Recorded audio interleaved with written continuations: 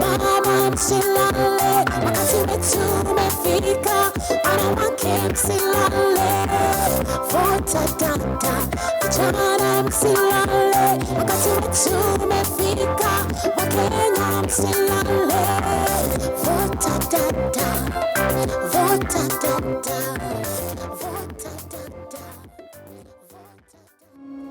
Michelle Obama once said, "The difference between a broken community and a thriving one is the presence of women who are valued." At FIDA Kenya, we value women and believe in equal opportunities at the tables where important decisions affecting the nation are discussed and made. We never had an opportunity where we can vie.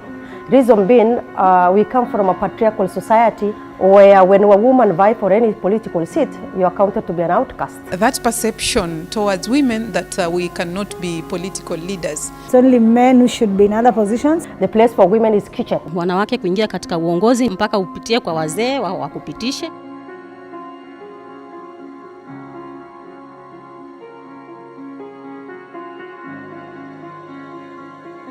Most women who also are interested in politics may not really have the massive resources that are required for campaigning. Access to finances is a problem because the way women are oriented, resources are mainly managed by our spouses. Everywhere you go, you're asked for money, and if you don't give the money, then it means you don't have the capacity to vie for this position. Youth and women are disadvantaged in a very big margin. We lack people to hold our hands, to mentor us, to guide us, to show us what is to be done and what the do's and the don'ts when you go for elective position.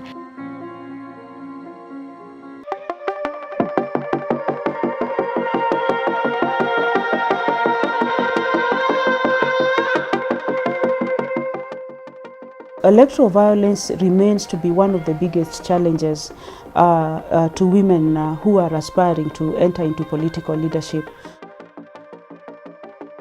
I got threatened quite a lot. I mean, there are times when people would say that, hey, they're coming to attack you this evening and they have pangas and machetes. You know, even the people who are campaigning with you, your foot soldiers, then are so fearful because they don't know whether to protect themselves or you, because a lot of times this thing extends even to the people who are supporting you or the ones who are always with you.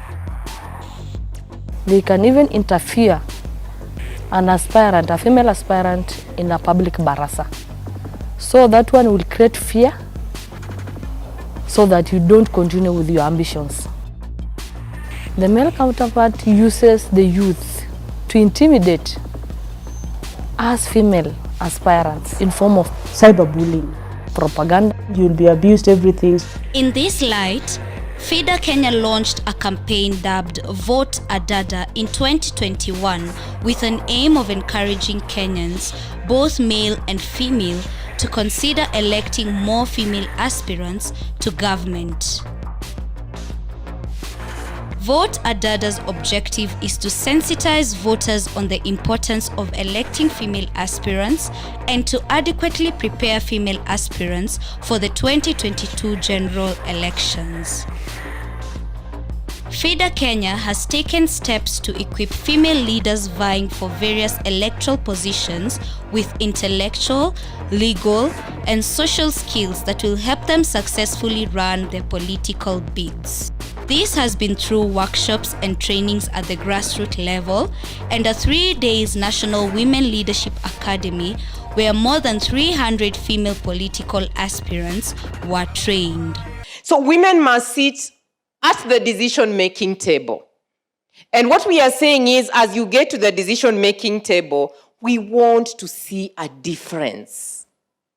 The table or the journey that the men leaders have walked, we must justify why women must sit at that table.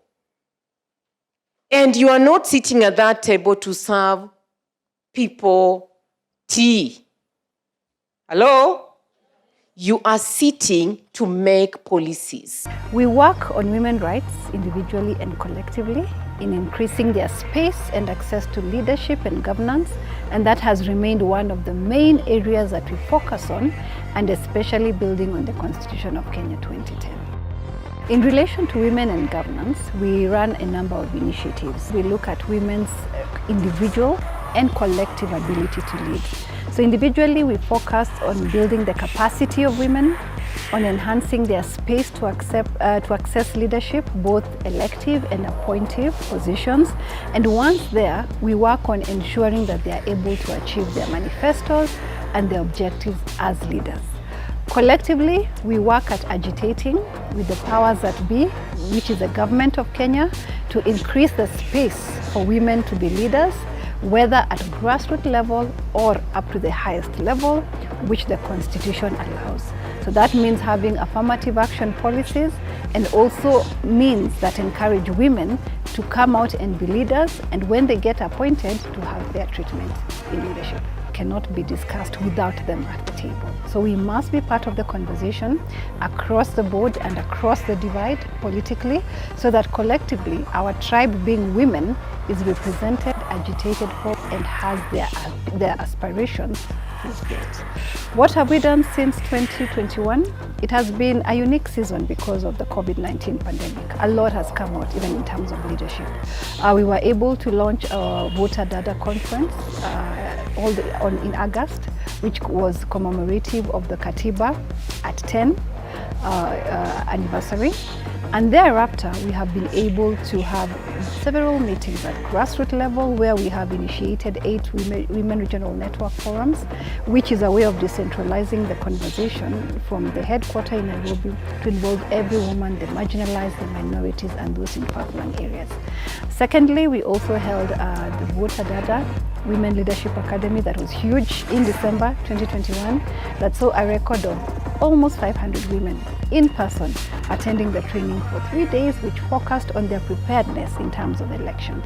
What was exciting is that we had women aspirants across the divide, across the board, all the way from members of county assembly to even presidential candidates being part of the academy. Esteemed women aspirants attending the Women Leadership Academy.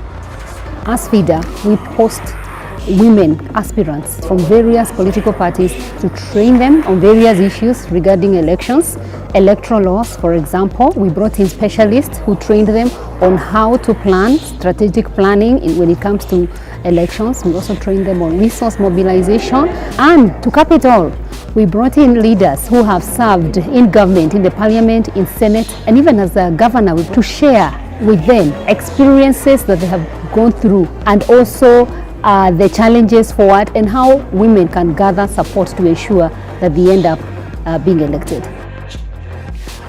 We have also done a lot of training to even our communities, because historically we people are socialized to believe that the place of woman is not in the leadership, is not as a leader.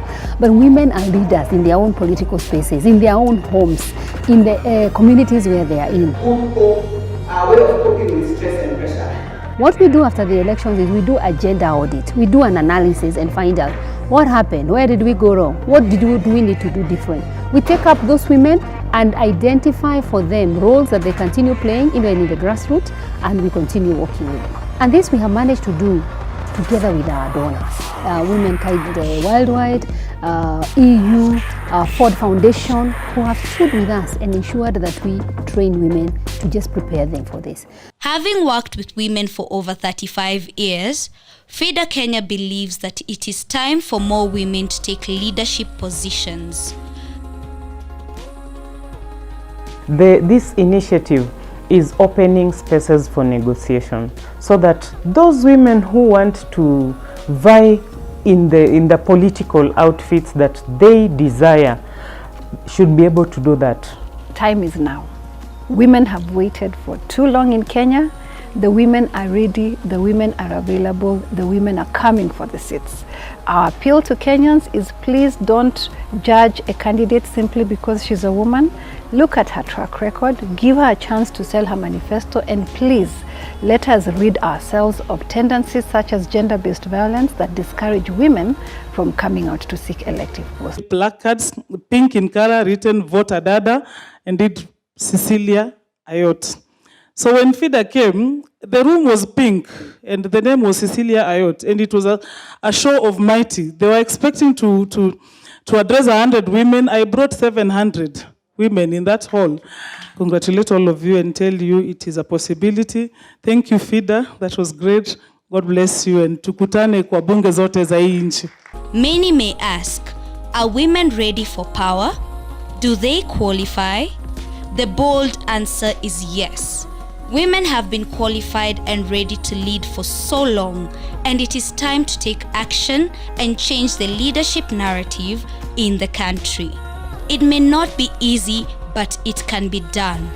With more women in governance, our country is bound to improve in all sectors, because when you empower a woman, you empower a whole community, hence an empowered nation. So school fees, I was dealing with the parents. We cannot do without them. So I got something which I'll be using, because that was my fear. Men might decide not to vote me. Vota Dada imetufanya tujiamini. Ile doubt ambayo watu wa mama wako nayo imetoka, kwa sababu kila mama ako na nafasi sasa ya kwenda mashinani kuelimisha wenzake. Akishapata vikundi vile vya wamama wakiwa pamoja wakiamua, sasa ni kampeni ya Vota Dada itaenea katika kaunti yote. For me, the Vota Dada initiative, I feel like I have added more strength towards that feeling of self-doubt. There's so many things that I've learned through this Women Leadership Academy that I didn't know. So many mistakes that I did, but now I'm wiser. From this 3-day training, my parting shot to ladies, we should put to practice what we've learned from here, the 3 days, so that when we get to mashinani, when we are talking to our people, we apply. We also motivate others and not keep the knowledge that we've been given, but share them with the individuals on the ground. My biggest expectation is to celebrate any woman who is running for office. Like, kudos to you, all power to you, and all the best. Kwa wale wamama walemavu ambao wana hasnia kutafuta kiti chochote kile cha kuchaguliwa, wakuwe persistent, wakuwe na brand yenye wao wenyewe wanaona itaendanisha na wao na ina address issues za wale watu wako nao. Yeah, to the girls back in Samburu and any other pastoralist community, I believe that if some of us made it, you can even make it. No matter how challenging it may be, get in the race. If you cannot run, because of course running is not for everyone, support a woman. Identify a woman who's capable, identify a woman who has potential, work with them, support them. It is doable, it is possible. There are those who've gone and done it against, several odds. When somebody comes with a stereotype that says women cannot be in leadership, you challenge it immediately. You have no excuse. There's nothing that can limit a woman. For as long as you have the goodwill, for as long as you're confident with yourself, then it means you can go for what you want, any position, any seat, and you will get it. Then kwa wanawake wadogo ama wasichana wadogo, tusiogope kuingia kwa siasa. Tukue that courageous, kwa sababu tuko na ule uwezo. Let us come out in large number. Let us go. Let us fight as fighters. Just put on your tights and rubbers. Come out and take advantage of this opportunity that is there. Do away with those beliefs that an enemy of a woman is her fellow woman. The first place and the lowest unit is to make sure that Vota Dada is being spoken about in every woman group. Let's all vote women first before we vote men. And I believe this Kenya will be a better Kenya. It's a plus for FIDA, and these women that we participated, me included, are now better because of FIDA. The time is now. Kauli mbiu ni moja, Vote A Dada. Let us move strongly despite the fear and ensure that we vote a Dada.